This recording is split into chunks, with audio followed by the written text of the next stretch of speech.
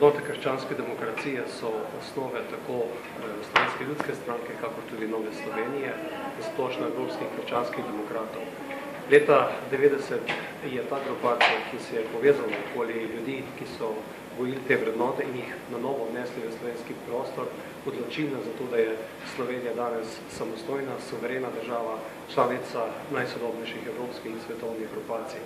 Danes pa je naš izziv, da na izhodiščah krščanske demokracije, ki temelji na tržno-socialnem gospodarstvu, na solidarnosti med generacijami, na solidarnosti med ljudmi in pa v iskanju vere in prihodnosti in zaupanje v prihodnost, najdemo odgovor današnjega časa.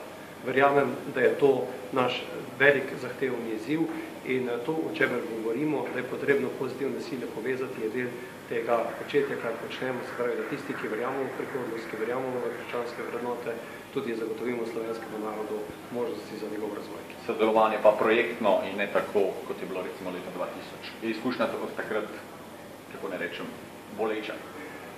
Zagotovo je iz tistega časa nekaj bolečih izkušenj, danes pa govorimo predvsem o tem, kaj imamo skupnega, ne o tem, kaj nas loči. In to je, mislim, tudi osnova za delo, če hočete, na tem projektu, kakor tudi sicer v naši družbi.